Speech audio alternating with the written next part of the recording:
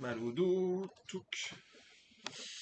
Bonjour à tous, bonjour à toutes, bonjour au replay de YouTube. Comme je le rappelle à chaque fois sur le replay de YouTube, il n'y a pas le chat. Et donc comme il n'y a pas le chat, ça va être difficile pour vous de tout comprendre ce qu'il y a sur le chat. Donc je vais essayer de vous lire à chaque fois toutes les informations qu'on va faire. Tchouk tchouk tchouk. Aujourd'hui, je voulais lancer un nouveau format que j'ai baptisé On refait le live. On refait les médias. L'idée, c'est de revenir un peu sur les quelques actualités, que ce soit dans les médias ou sur ma chaîne Twitch, et d'en débattre ensemble, savoir ce que vous en pensez, si ça vous intéresse ou non.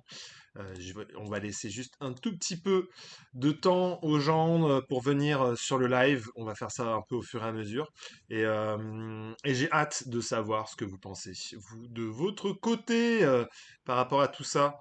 Donc voilà, on va avoir pas mal de sujets. Je sais que aujourd'hui, voilà, ça va être compliqué de décrypter les manifestations qu'il y a pu y avoir à Paris entre le rassemblement du Rassemblement national, la manifestation Place de la République de la gauche, LFI et Europe Écologie Les Verts, et à Saint-Denis avec tous les potes de Macron, du coup le Parti Renaissance, avec Gabriel Attal, François Bayrou et notre cher Édouard Philippe, qui était aussi présent lors de ce rassemblement. Je crois que niveau chiffres, c'était assez décevant, je crois, pour le RN, ce qu'on dit les médias. Moi, j'y étais pas là pour le coup. Je m'y suis pas rendu, mais visiblement, ils s'attendaient à plus sur la place Vauban, près des Invalides, mais ils ont pu faire leur discours, faire passer le message qu'ils souhaitaient faire passer. Donc ça, c'est tout le parti du Rassemblement national qui s'était mobilisé du coup pour défendre Marine Le Pen, qui a été condamnée en première instance. Et on en reparlera d'ailleurs dans ce live. Et en face, du coup, il y avait deux rassemblements. Ça donnait une petite allure un peu d'élection présidentielle en avance. On va pas se mentir. Ça avait ce goût un peu particulier. Donc voilà, on va en parler au fur et à mesure. J'attends toujours 5 petites minutes avant de commencer vraiment le live et les sujets qu'on va aborder aujourd'hui. Je me suis dit, on va essayer d'en aborder 5 qui sont liés soit à des vidéos que j'ai pu faire cette semaine qui sont toujours liées aux médias, soit juste de l'actu média. Comme on le voit là, on va débuter par Philippe Corbet. Pour ceux qui connaissent, donc on va parler journalisme, télé, radio, divertissement. Il ne faudra pas hésiter d'ailleurs à me dire s'il y a des sujets en divertissement que vous souhaitez évoquer. Ça peut être grave intéressant et que c'est vraiment le côté en fait de pouvoir développer notre idée. Il n'y a plus trop d'émissions médias comme ça qui prennent le temps de développer, de revenir sur l'actualité, écouter. Quelle est son idéologie à Corbet? Ben, on va en parler. C'est assez. Philippe Corbet, c'est un peu plus complexe, Philippe Corbet, parce que euh, ouais, moi je le mettrais centre-gauche, centre-droit, un peu entre les deux. Ça va être quelque chose qui va. Merci Matchpoint de me suivre. Ça va être quelque chose qui va être assez intéressant à placer parce qu'il a surtout un profil international, un profil d'expert des États-Unis. Donc définir clairement son idéologie, il s'est surtout affiché en bon journaliste centre-gauche, ça n'existe pas en France. Euh, Ouais, bah, de toute façon, c'est très difficile de tous les placer. Toi, Poplitic, tu le mettrais où, toi, typiquement? Je vois que tu dis que centre-gauche, ça n'existe pas en France. Moi, je te dirais que c'est l'aile gauche du macronisme, quoi. Mais je sais pas je sais pas vraiment si je pourrais le mettre là, ici, tu vois. T'es surpris de ce mercato? Ouais, bah, on va en revenir. Là, ça va faire à peu près 5 minutes. On va pouvoir débuter. En fait, faut remettre tout dans un extrême centre. Ah ouais, paf. Même l'extrême centre, ça paraît un peu bizarre, mais je vois ce que tu veux dire. Mais on va remettre un contexte sur ce transfert de Philippe Corbet parce que il peut paraître surprenant et en même temps, voilà, faut expliquer qui est Philippe Corbet, qu'est-ce que France Inter aujourd'hui et la raison pour laquelle il a quitté BFM TV. Donc on va, je pense, commencer déjà par resituer qui est Philippe Corbet. Philippe Corbet, c'est un journaliste, excellent journaliste. D'ailleurs, moi, personnellement, là, je donne mon opinion, je trouve que c'est un très très bon journaliste. Il est surtout, surtout une spécialisation dans l'actualité américaine. Je sais qu'il a longtemps travaillé sur RTL, où il était correspondant aux États-Unis, où il a pu suivre toute la campagne de Donald Trump au plus proche. C'est-à-dire qu'il était soit lors des meetings, soit aussi auprès des électeurs américains. Et donc, sa vision a toujours été très éclairée. C'est-à-dire qu'il a été quand même l'un des premiers à ressentir déjà cette montée en puissance. Oui, je suis assez d'accord avec toi, c'est plutôt une révélation, hein. Mais il a senti cette montée en puissance de Donald Trump, là où en France, on ne l'avait pas forcément senti. On n'écoutait pas toujours les correspondants. Je parle de ça même en 2016. Donc, il avait vraiment ce sens, cet esprit pour sentir ce qui se passait aux États-Unis avec du coup cette expertise sur le monde américain et la politique américaine. BFM TV, donc ça appartenait à Drahi. Et il se trouve que Drahi a eu longtemps plein d'évolutions. Et il a quand même laissé les manettes à d'autres personnes.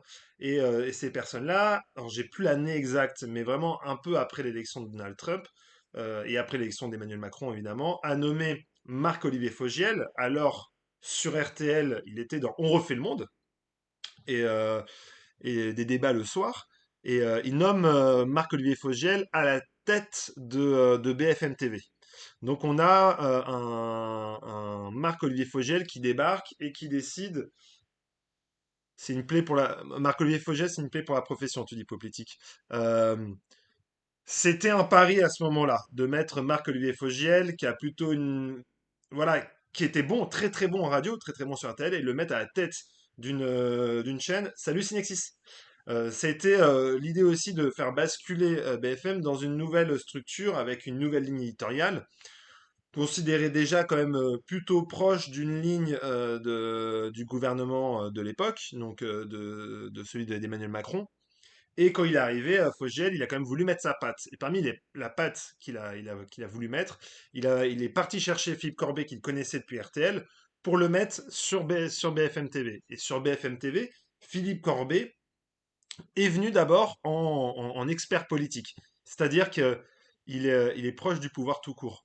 Ouais, bon, après, aujourd'hui, BFM, c'est encore considéré encore plus proche d'Emmanuel Macron, hein, quel qu'il soit, surtout de Sarkozy. Euh, donc, il fait venir Philippe Corbet en tant qu'éditorialiste politique. Je vais pas dire de bêtises, parce que là je dis de tête, mais pour moi, Philippe Corbet, il le fait venir du coup. euh, Tac. Alors, il n'est pas tout de suite nommé. Il est là pour dire, il dirige le service politique à la place de Camille Anglade. Et donc, il a un podcast qui s'appelle Le Service Politique. Et c'est vrai qu'il se révèle complètement en plutôt bon analyste de la politique française lors de l'élection en 2022. Il a un bon ton, il parle plutôt bien, il rend plutôt bien à l'écran. Ses analyses sont quand même plutôt pertinentes et il bascule encore au-dessus, c'est-à-dire qu'il prend la direction de la rédaction de BFM TV. Donc là, on est encore sous l'actionnariat de notre cher Patrick Drahi. Patrick Drahi, que on annonce visiblement vouloir se défaire de toutes ses activités. Là, j'ai reçu tout à l'heure un push qui disait qu'il voulait se défaire de toutes ses activités en France, donc il devrait apparemment être sur le point d'avoir envie de vendre SFR. Donc SFR, tout le monde l'a vendu, etc. Donc il l'a vendu. Donc déjà, il s'est retiré là. Donc ça va faire 1 an et demi, presque 2 ans, que Drahi, 1 an et demi, je crois, que Drahi s'est retiré du coup de BFM TV et l'a vendu à Rodolphe Saadé, qui est un armateur marseillais, qui détient CMA-CGM et qui est en train de monter un nouvel empire médiatique en France. Et donc à son arrivée, il y a eu énormément de personnes à BFM qui sont parties, soit des journalistes, des incarnations. Marc-Olivier Fogiel est parti. Philippe Corbet était aussi sur le départ et il est parti vraiment récemment. Félicitations de vivre de ta passion. Si seulement je pouvais vivre à 100% de ça, bah, ils vont peut-être déménager, ouais. Politique me demande, tu vois, tu me demandes s'ils vont encore déménager, ils vont peut-être encore déménager. Euh, mais donc du coup, il y a ce truc où on voit clairement qu'il veut faire le ménage. Il veut faire le ménage. Salut Tic Tac Toc. Saadé, il veut faire le ménage au sein de la chaîne. Il veut la remodeler. On parlait à un moment qu'il voulait recruter Lapix, elle a dit non. Il a voulu recruter aussi Léa Salamé. Elle a démenti, mais voilà, on sait toujours pas si c'est fait ou pas. Le mercato, ça sert à ça, hein. Jusqu'à la dernière minute, comme au football, on ne sait pas ce qui peut arriver. Et donc, on a ce BFM qui est en train de se modeler et c'est de se rendre compte aussi qu'il faut muscler le jeu parce que CNews a pris le dessus. CNews est largement en tête. Cette semaine, ils ont même fait leur journée historique à 5% d'audience, devançant de plus de 1 point et quelques. Euh, Salamé, ça serait casse-gueule pour elle. Ouais, après, ça serait un challenge. On en avait parlé la dernière fois, ça serait un challenge. Mais ça serait un challenge pour Salamé, du nouveau, se réinventer et pour essayer de concurrencer Pascal Pro. Même si en face, sur CNews, ils sont costauds, hein. Donc voilà, il essaie de remodeler un tout petit peu. Il a fait venir Taverneau qui est déjà sur le départ, ou qui est peut-être déjà parti. Il avait fait venir Laurent Guimier, qui est aussi, qui est déjà aussi parti. Maintenant, c'est Fabien Amias qui a remplacé poste pour poste Marc-Olivier Fogiel. Donc on a un BFM qui est en train de se remodeler, qui essaie de trouver son ADN, sa patte. Ils ont tenté des trucs, sauf qu'il y avait toujours cette clause de cession qui fait que pas mal de journalistes sont en train de réfléchir à partir. Quelle stratégie pour BFM TV? Alors, eux, ce qu'ils veulent faire sur BFM TV, c'est revenir sur de l'info en continu. C'est-à-dire que pendant longtemps, on les pointait du doigt sur le côté à vouloir faire du magazine, du documentaire, feuilletonné sur des faits divers, et que, voilà, pour Saadé, ça suffit, il faut remettre l'info en avant. Et donc, c'est pour ça qu'il a voulu créer une sorte de 20 heures avec Maxime Switek, qui a du mal à prendre aussi. Et donc voilà, cette année, c'est un peu une année de transition pour BFM TV qui essaie de trouver son ADN et qui va essayer de recruter des grosses têtes d'affiche pour pouvoir lancer enfin BFM TV et essayer de récupérer l'audience perdue, ou en tout cas le retard perdu face à CNews. Ils sont bien leur doc en prime, mais trop multidiffusés. Oui, c'est ça. C'est ça. Et ouais, ouais, exactement. Tic Tac Toc, ils veulent faire aussi du 100% info. Bah les docs, ils sont pas mauvais, hein, ce qu'ils font. Moi, je trouve ça même dommage d'essayer. Je pense pas qu'il faut faire table rase de ce que faisait BFM parce qu'ils avaient quand même. euh, Ils avaient ce qu'on appelait dans le métier, moi, quand j'étais journaliste média à Pure Média, on disait qu'il y avait le réflexe info de BFM TV. C'est-à-dire qu'en termes d'audience, BFM TV, c'était plutôt stable, mais dès qu'il se passait quelque chose d'important, même si les gens critiquaient, les gens tapaient la 15. Aujourd'hui, on se rend compte, il y avait trop de people like. Ouais. Oui, c'est vrai, Politique, t'as raison. Marc-Olivier Fogiel avait mis en place quelque chose un peu plus people, et c'est peut-être quelque chose qui plaisait moins. Après, Fogiel, il s'était pas fait battre par CNews. C'est qu'il résistait encore. Si on peut remettre ça à l'équipe qui est en train de partir, à Philippe Corbet sur la politique où ils étaient encore très très bons, c'est-à-dire que pendant 2022, ça a été quand même, BFM était quand même au niveau, il y a eu des grands débats, il y a beaucoup de mensonges aussi. Oui, oui, bah, après, je te demanderais quel mensonge, c'est toujours très difficile. Le problème des chaînes info en continu, c'est qu'elles sont en continu, c'est du direct, et on se retrouve parfois avec des informations qui sont données trop rapidement, et ça devient aussi très dangereux. Il y a quand même beaucoup de journalistes qui sont derrière, qui font du travail de terrain. Si on devait comparer avec CNews, c'est des grands plateaux et très peu de journalistes qui sont sur le terrain. BFM TV a quand même cette ambition d'avoir des journalistes sur le terrain pour pouvoir aller à la rencontre des gens. Sur chaque événement, ils ont des gens un peu partout. Il faut voir aux élections. Je suis en train de définir en fait ce que c'est le BFM TV. Si à la fin c'était Kata et en chute libre. Bah ouais, ouais. En vrai, je pense que CNews est en train de mordiller, mais c'était pas aussi difficile qu'aujourd'hui. C'est-à-dire qu'aujourd'hui, alors là, c'est mon opinion. BFM TV a perdu une part de son ADN. C'est rendez-vous fort, ce que les gens avaient vraiment envie d'aller. C'est-à-dire que même la matinale est un peu branle-ballante face à CNews qui commence à monter aussi en face. CNews, ils recrutent des gamins sur le critère idéologique d'après toi. Bah, CNews, non. Alors, déjà, faut savoir que journalistiquement, peu de journalistes veulent aller travailler sur CNews parce que peu de journalistes sont en phase avec la ligne qu'a prise CNews aujourd'hui. Donc, il y a aussi des journalistes qui ont envie, qui ont une idéologie par rapport à celle-là et qui ont envie d'y aller. Et donc, du coup, quand ils peuvent recruter, ils recrutent. Et c'est surtout les jeunes qui ont besoin de travailler. Donc, c'est vrai qu'il y a aussi beaucoup de jeunes qui sont chez CNews.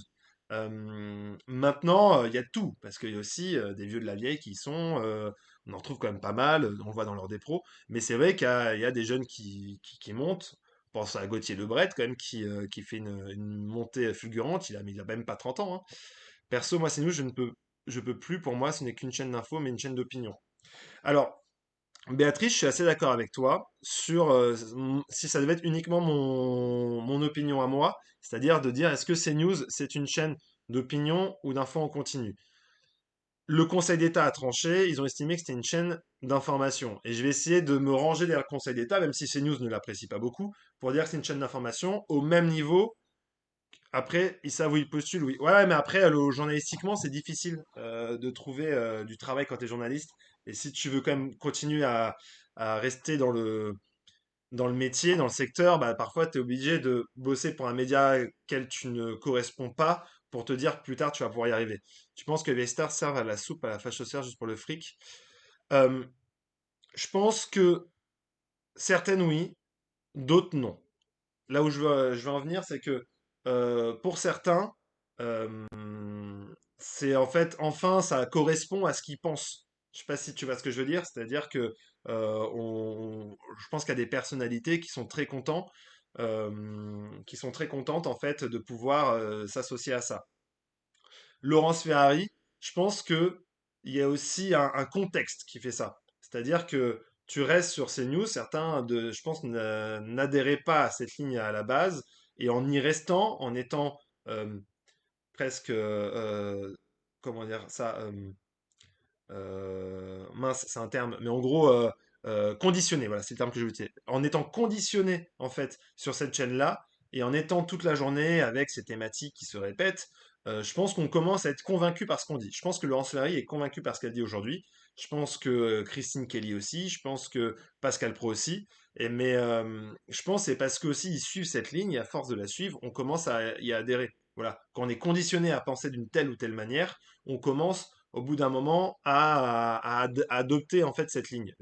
Ça c'est mon opinion encore une fois. Je sais pas du tout. Il faudrait la faire une interview, lui demander où est passée la Laurence Ferrari de Canal+, où est passée la Laurence Ferrari de TF1, où est passée la Laurence Ferrari qui est arrivée sur C8 et qui était dans l'opposition par rapport au Rassemblement National, par exemple. Une personne qui a sur CNews, il te lave le cerveau. Ah mais complètement. Complètement. Moi, je regarde beaucoup et je me dis souvent et ça peut être parfois un peu dangereux de rester trop longtemps parce que les thématiques qui sont abordées peuvent te laisser le sentiment que le monde est à feu et à sang, la France est à feu et à sang. Tu as vu l'affaire de ces multicomptes? Bah, Clément Garin, c'est son information à lui. Euh, donc, ouais, pour l'affaire des multicomptes de Twitter, Clément Garin a dit que Christine Kelly en avait fait plusieurs pour s'attaquer à ses ennemis, mais aussi à d'autres personnes de la chaîne. Moi, je sais pas du tout. Je sais pas si c'est vrai, si c'est faux. J'ai pas d'informations dessus. Je peux pas valider ces informations-là. Pour moi, elles restent au conditionnel et c'est important aussi journalistiquement. Et c'est vraiment un vrai souci c'est un vrai souci des chaînes info en continu d'ailleurs. C'est ouais, même à ses chroniqueurs. C'est que ça va tellement vite qu'on oublie parfois le conditionnel. On oublie qu'une information, elle a besoin d'être coupée deux, trois fois. Euh, et la force de BFM, on oublie un homme qui était très très important, que j'ai beaucoup apprécié parce que j'ai pu échanger avec lui, l'interviewer. C'est Hervé Bérou qui chapeautait tout le groupe BFM RMC. Et Hervé Bérou a quitté aussi BFM TV avec l'arrivée de Rodolphe Saadé. Aujourd'hui, il est à la tête de l'info d'M6 et de l'info de RTL. Et c'est un vrai professionnel. Et lui, il mettait un point d'honneur à toujours être dans la vérification des faits. Euh, donc c'est quelqu'un qui a un vrai cap. On avait quand même une équipe, un- une colonne vertébrale à BFM qui était très intéressante avant. Maintenant, avec l'arrivée de Saadé, il est en train de construire. Donc, on va laisser du temps. Je pense qu'il va faire un gros, gros mercato qui va être assez intéressant. CNews participe fortement à la montée du RN dans les campagnes. Alors, CNews, c'est assez intéressant ce que tu dis, Béatrice. CNews, c'est la fameuse question que j'ai pas forcément la réponse. L'œuf ou la poule? Est-ce que CNews s'est adapté au fait que le RN soit aussi fort? Est-ce que le RN est aussi fort parce que le CNews parle des thématiques du RN. C'est la fameuse question qu'on pose et que ça va être un peu difficile. Niveau éditorialiste, ça a devoir laisser autant? Bah, je pense que oui, il n'y a pas de raison. Les éditorialistes, c'est quand même le moyen de remplir l'antenne le plus facilement possible. C'est-à-dire que plus tu vas avoir d'éditorialistes sur ton plateau, plus tu es sûr que si t'as pas d'infos en ce moment, tu peux créer du débat, créer, remplir. Et donc, du coup, bah, toi qui es devant ta télé, bah, peut-être que tu vas vouloir écouter, dire je suis pas d'accord avec un tel, ou et vouloir une analyse. Typiquement, aujourd'hui, cet après-midi, BFM TV était sur tous les rassemblements, toutes les manifestations, et c'était intéressant de savoir l'analyse de chacun, ce qu'il pense, est-ce qu'on fait ci, on fait ça pour telle ou telle raison, pourquoi Macron prend la parole. Il y a une vraie légitimisation de la parole, elle est décomplexée. Non, mais je suis complètement d'accord. Sauf que Politique pour te BFM première chaîne sur l'info. Euh, Tom. Bah ouais ouais bah, j'étais en train de définir BFM TV justement Tom juste avant en disant justement qu'il fallait attendre de voir ce que Rodolphe Saadé va faire parce qu'on est un peu sur une période de transition un peu floue entre les départs et les futures arrivées.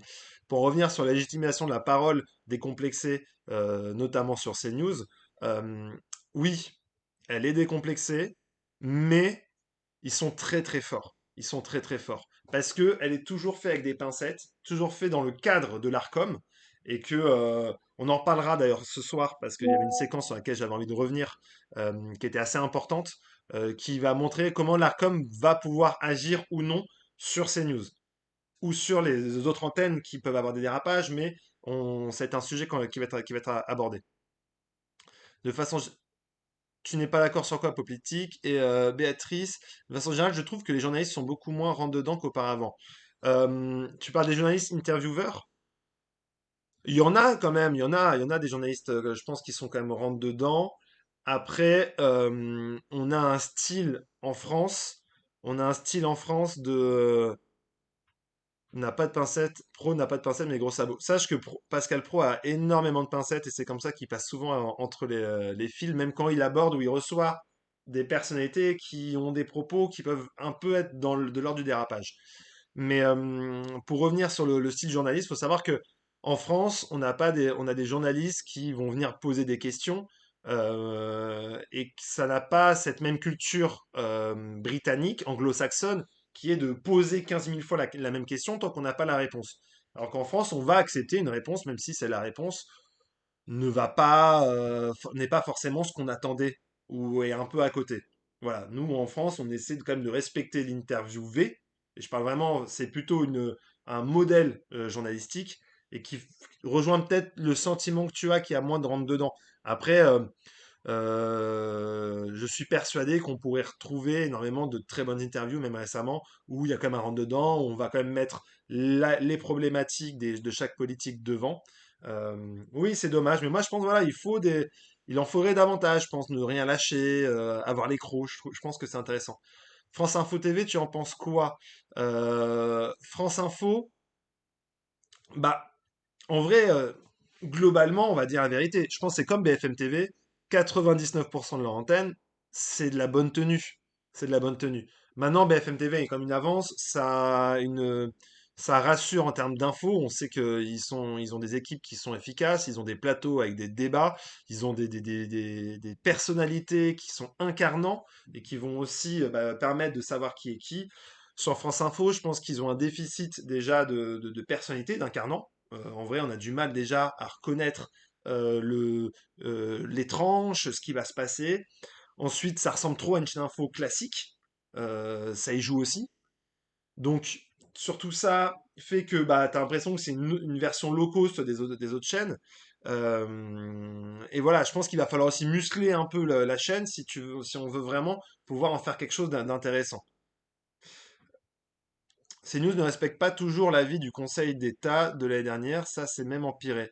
Bah, il va y avoir de toute façon ça va être sur chaque trimestre des analyses sur le pluralisme. Et ça va amener aussi à des sanctions s'ils ne le respectent pas trop longtemps. En vrai, c'est l'ARCOM qui va juger de ça. Nous, on n'est pas juriste, on n'est pas juge. C'est le rôle du régulateur de vérifier ça. Mais en effet, il est possible, en tout cas au vu de certains faits ou de certains débats qu'il y a pu avoir, que CNews ait pu ne pas respecter certaines règles du pluralisme qu'ils ont signées dans le cahier des charges. Ouais, je comprends que vous trouvez ça irregardable. C'est pas toujours très simple euh, c'est, en fait, il y a une partie de ces news qui correspond quand même à une ligne éditoriale qui peut être de droite, et ils en ont le droit de l'avoir, voire même, voilà, à droite conservatrice. Mais il faut comme un pluralisme, il faut pouvoir créer du débat et on ne peut pas tout permettre comme ça. Sur CNews, il devrait y avoir un bordeaux permanent qui stipule chaîne d'opinion. Sauf que voilà, ce que j'expliquais tout à l'heure, c'est que le Conseil d'État a décidé que euh, CNews était une chaîne d'information et ça les défend par rapport à ça. Ah ouais, tu trouves ça Ah, France Info, oui. Bah, je suis d'accord avec toi, c'est du flux. Mais moi, je pense qu'il y a quelque chose à faire quand même sur cette chaîne, mais il faut y mettre plus de moyens. Et c'est souvent ce qui en ressort, c'est le manque de moyens, parce que les équipes, elles sont quand même plutôt motivées, et il y a des, il y a aussi des très très bons journalistes qui sont sur France Info, hein. Faut pas les mettre trop à l'écart. Mais ouais, sur le Conseil d'État, c'est... c'est assez fou parce qu'aujourd'hui, CNews tape sur le Conseil d'État pour la décision de C8, euh, mais le Conseil d'État leur permet de dire qu'on n'a pas le droit de dire que c'est une chaîne d'opinion. Du même fait que le Conseil d'État a jugé que LFI et le Parti communiste français étaient des partis de gauche et non d'extrême gauche, et que le Rassemblement national était un parti d'extrême droite. Voilà, c'est que Conseil d'État, on l'écoute quand on a envie d'écouter. Moi, je vais essayer de partir du principe que je vais le suivre, c'est voilà, c'est une structure où il y a des personnes qui ont une expertise du droit et qui ont travaillé sur ces questions-là et qui vont pouvoir me donner plus d'informations sur les propos pour pouvoir tenir. Ça permet de trancher. Comme ça, je suis moins dans un débat. Ouais, on en parle après de T18. On en parle après de T18. Donc, du coup, je vais reprendre sur Philippe Corbet. Donc, Philippe Corbet décide de partir. Il va remplacer, du coup, Marc Fauvel, qui a été recruté par BFM TV, qui devrait reprendre une chaîne. Marc Fauvel, ancien présentateur du 8h de France Inter, ultra écouté. Ensuite, matinalier de France Info. Et il était ensuite directeur de la rédaction de France Inter depuis un peu moins d'un an, d'ailleurs, hein. Un an et demi ou 2 ans, je sais plus, mais c'est très très récent.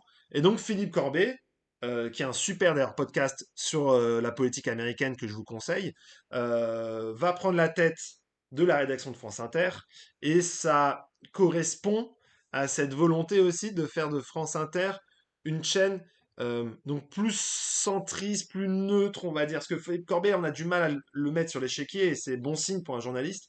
On va dire plus, voilà, parce que Adèle Van Retz réfute le fait de qualifier France Inter de station de gauche.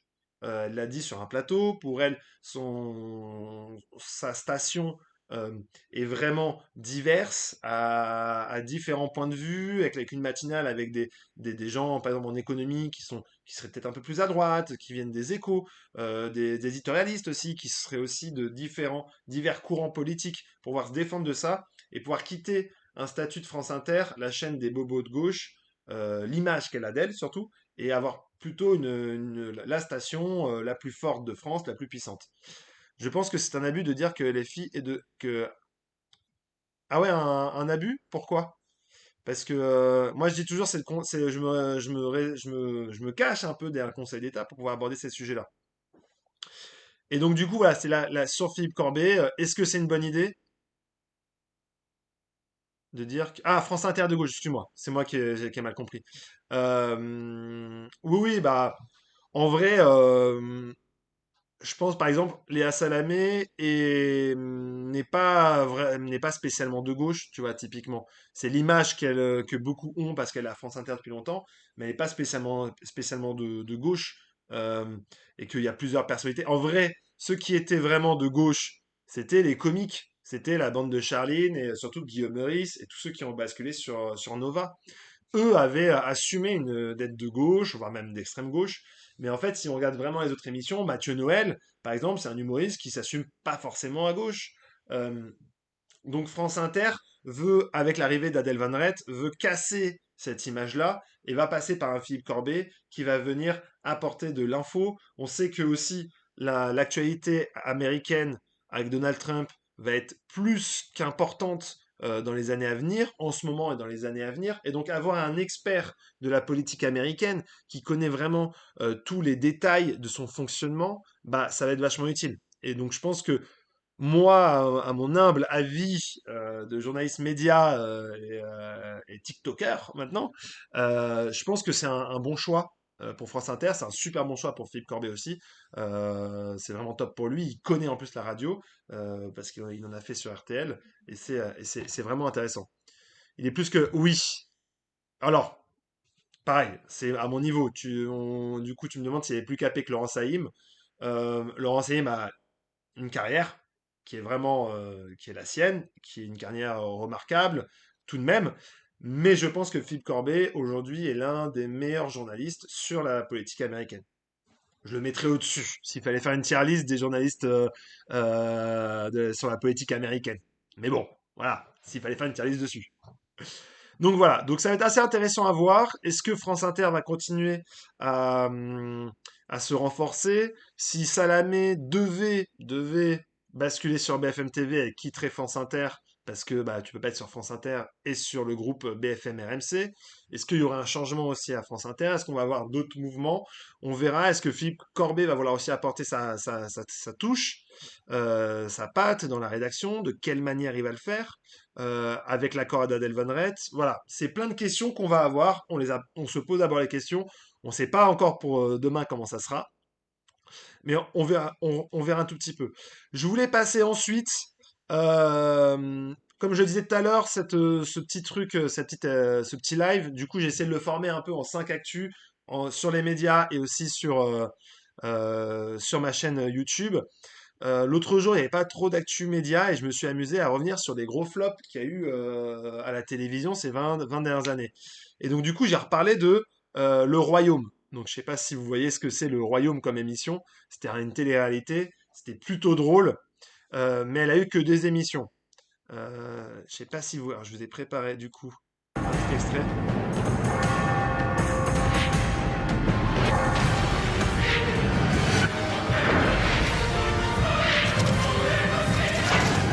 Le Royaume, bientôt sur TF1. C'est plongé au cœur du Moyen-Âge. Audrey, 26 ans, mannequin. Odile, 47 ans, directrice d'hôtel. Barbara, 37 ans, restauratrice. Voilà. Max, 28 ans, transformiste. Mohamed, En avant, ça. 26 ans, barman. En 2006. C'est un peu une ambiance du 14 Fou, quoi. prétendants, une seule couronne.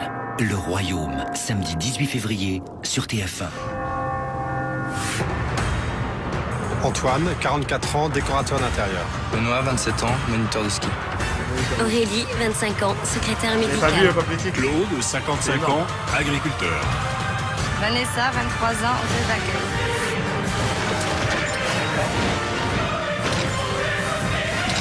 14 prétendants. Voilà, c'est le petit extrait. En fait, pourquoi je vous en parle? Parce que quand je l'ai mis, je pensais pas que ça plaisait à tant de monde. Je pensais, il y avait plein de gens dans les commentaires. Il y a plein de gens en fait dans les commentaires qui m'ont dit, non mais faut trop que ça revienne, c'était génial.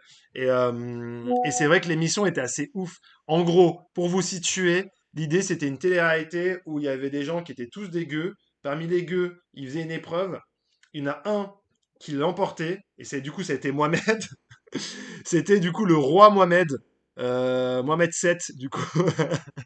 Et il devait choisir 3 personnes parmi les gueux, et eux, ils formaient la royauté. Et les autres vivaient vraiment comme Jacouille la fripouille. Et en fait, ça a fait un flop d'audience à l'époque sur TF1. Pour vous situer, on était autour des 2-3 millions de téléspectateurs. Mais en 2006, c'était le début de la TNT, et pour TF1, passer à 3 millions de téléspectateurs, c'est un énorme carnage. Vraiment, pour eux. Alors aujourd'hui, ils seraient très contents de ces chiffres-là. Mais 3 millions, ouais, comme tu me dis, Hermel. Donc, voilà, on s'est rendu compte que c'était un peu plus complexe à l'époque, puis il y a des questions aussi de dignité humaine. Mais ce qui était assez marrant, c'est que pas mal de gens ont dit, eh ben, en fait, j'aurais bien voulu, ça m'a marqué ma jeunesse, mon enfance, et je trouvais ça marrant d'imaginer de pouvoir relancer le royaume. Est-ce qu'on pourrait faire de la même manière Est-ce qu'un Mohamed roi, ça ferait pas peur à une partie du public? Je sais pas du tout. Mais en tout cas, c'était assez marrant. Ouais, c'était la petite info rigolote que je me suis imaginé. On en a parlé un tout petit peu. Moi, je veux le trésor de Pago Pago. C'est quoi le trésor de Pago Pago? Attends, tu me... Je t'ai visé. Ah ouais! Oh Eh, j'étais pas né. Ah si, non, j'étais pas né même. On est en 94. On dirait koh en fait. C'est énorme. Putain, je connaissais pas du tout. Mais j'étais trop jeune. J'étais trop jeune. On va passer maintenant, du coup, troisième sujet, les nouveautés de T18. C'est Béatrice tout à l'heure qui en parlait. Donc, comme vous avez certainement dû suivre, l'ARCOM a fait une réattribution d'une quinzaine de fréquences à la télévision, dont 10 sur la TNT. Parmi les 10, C8 et Énergie 12 ont été exclus. Donc, Hanouna, notamment, en raison de ses dérapages, et Énergie 12 en raison du manque de programmation qu'ils avaient à leur antenne. Et donc, du coup, les deux, en raison des manquements qu'ils ont eus vis-à-vis de leur cahier des charges qu'ils ont signé, l'ARCOM ne les a pas reconduites. Et donc, ils ont décidé de prendre des nouveaux entrants, parce que cette attribution, n'importe qui aurait pu la lancer. C'est-à-dire que moi, j'aurais pu vous la lancer ma propre chaîne. Hein, on aurait pu être sur la 18 ou la 19. Et donc, l'ARCOM a décidé de garder T18 et Ouest France TV dans cette nouvelle TNT. Et, euh, et donc, du coup, on a des nouveaux entrants. Ouest France TV, donc pas de surprise, Ouest France, la télévision du premier quotidien français, Ouest France. Donc ça va être aussi la première chaîne qui ne sera pas à Paris, mais qui sera à Rennes, avec une vocation de vraiment parler de tous les territoires, des régions. Mais c'est pas une chaîne d'information. C'est pas une chaîne d'information. On va avoir du documentaire, du reportage, du film, du catalogue, de la série, et des émissions qui vont être produites quand même en externe. C'est-à-dire qu'on va avoir un talk. On n'a pas encore les présentateurs, mais on sait que ça va être produit par France TV Studio et par, comme il s'appelle, par Together, qui produit notamment C'est ce soir sur France 5. Donc c'est eux qui vont faire l'émission du talk, du coup, de West France TV. Donc on n'a pas encore les grandes lignes et West France TV ne va débuter qu'en septembre. Contrairement du coup à T18, la chaîne du coup qui a été proposée par Daniel Kretinsky, milliardaire tchèque, qui a fait toute sa carrière dans la cimenterie et qui a décidé d'investir le monde des médias en France. Il a commencé par acheter des magazines, Marianne, Elle, Télé 7 jours. Il y en a pas mal, hein, pas mal de magazines. Il est entré dans l'actionnariat du Monde. Il essaie de mettre un peu ses jetons un peu partout. Et Daniel Kretinsky, il a aussi Franc-Tireur, le journal qui est un hebdomadaire, je crois, ou un bimensuel, où il y a des Raphaël Enthoven, des Caroline Forest, voilà, qui viennent écrire dedans. On est plutôt sur un journal d'éditorialistes. Donc, on a cette ligne un peu de Daniel Kretinsky. Et donc, Daniel Kretinsky a récupéré le canal 18, où il va lancer la chaîne T18 pour Télévision 18. Et pour cette chaîne, on a appris ce week-end que ces trois personnes au-dessus allaient être les nouvelles têtes de gondole de T18. Donc ça va être eux qui vont être, on va dire, les visages qui sont censés attirer l'audience vers eux jusqu'à la 18. Ça va être très compliqué. La boîte pour UK, ça sera qui? On n'a pas encore la boîte de production qui est sortie. Ça va peut-être être produit en interne. Mais j'ai pas encore la boîte de production. Donc tu lances le sujet Ruquier, c'est un bon sujet. Donc Laurent Ruquier, il va avoir, on n'a pas encore de détails, on a juste les trois visages. Mais il va avoir une émission culturelle. Donc sur la culture, pas de politique, vraiment, il va recevoir des artistes, des chanteurs, des écrivains, des pièces de théâtre, tout ce qu'il faisait dans On n'est pas couché, sans les politiques. On n'a pas encore le format. Est-ce qu'il y aura des chroniqueurs? Est-ce que ça sera une sorte de On n'est pas couché? Quel est le nom? On l'a pas non plus. Mais ça sera en fin de semaine. on peut très bien imaginer un Laurent Ruquier débarquer le samedi soir en 2PS. Ce sera quoi comme plateau fond vert? Bah non, en général, ça sera pas le plateau qui est ici, hein. Mais ça sera le plateau, ça sera un plateau, je pense, qui sera à Paris, dans les moyens de Kretinsky. Ouais, je suis d'accord avec toi, c'était la meilleure chose d'en n'est pas couché. Donc, à voir ce qu'il va faire. Est-ce qu'il sera le samedi soir en 2PS? Est-ce qu'il sera le dimanche soir? En vrai, c'est plutôt intéressant. Moi, je demande à voir, pour le coup. C'est plutôt intéressant. On a envie de voir ce qu'il va pouvoir faire. Autre élément important, il n'a pas signé un contrat d'exclusivité avec T18. Donc, sur T18, Laurent Ruquier pourra être là, mais il pourra très bien continuer à collaborer avec TF1. Parce que depuis son départ de France 2, il est allé sur BFM TV, on l'avait vu dans les traites sur M6, mais surtout, il va basculer il a basculé sur TF1, où il était derrière le homard d'abord dans Mazinger. Je l'avais suivi d'ailleurs, j'étais avec lui quand il avait fait Mazinger, et maintenant il est aussi dans le jury. Donc, il peut encore théoriquement rester dans le jury de Mazinger parce que son contrat le permet. Est-ce que ça sera en direct? Euh, Nous, la volonté, c'est que oui. Je pense que pour le début, ça a débuté en juin. On devrait avoir à peine un mois d'émission. Ça sera, je pense, pas en direct. Ils n'ont pas d'obligation de direct dans leur cahier des charges, contrairement à ce qu'avait C8. Ils n'ont pas d'obligation de direct. Donc je pense qu'on va avoir un mois de juin. On va les voir. Ils vont présenter l'émission. Ça sera enregistré. Mais par contre, en septembre, peut-être. Ça va dépendre déjà de la case et, euh, et de l'intérêt des gens. Oui, il a présenté une émission sur TF1 qui a pas très bien marché. C'était une sorte de traître en moins percutant. J'ai plus le nom exact.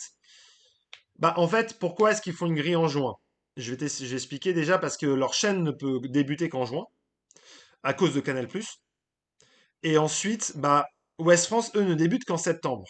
Et donc, comme Ouest France ne débute qu'en septembre et qu'ils ont la 18 et que Ouest France a la 19, ils ont tout intérêt à bastonner dès juin pour que l'audience aille sur la 18 et fasse oublier la 19, qui ne va débuter qu'en septembre. Donc ça va être aussi le projet de T18. Un, c'est sa fréquence qui va être très compliquée à faire connaître. Donc avec des têtes d'affiche, peut-être essayer de les attirer, parce que vous allez voir, Ruki va faire tous les plateaux, on va en entendre parler. Deux, parce qu'il faut devancer la 19, qui va être aussi son premier concurrent. Parce que juste avant, ils sont pas aidés, ils ont encore C-Star qui est sur la 17.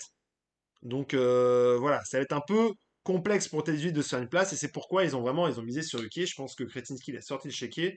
Il s'est dit Ruquier, c'est un boss quand même dans le monde de ces émissions culturelles. Il sait faire. Un mois, c'est ce qu'il a fait chez BFM. Non, il peut jeter l'éponge à l'été. Oui, oui, mais complètement. Il peut arriver, il fait un mois et après. Alors, à BFM, il était, je pense, il a peut-être fait un mois et demi, 2 mois. T'es parti comme un chouïa après, mais il n'est pas resté longtemps, ouais. Mais oui, il peut clairement jeter l'éponge, hein.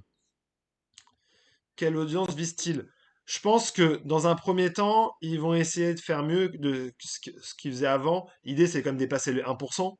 Euh, et je pense très vite, c'est arrivé à 2%.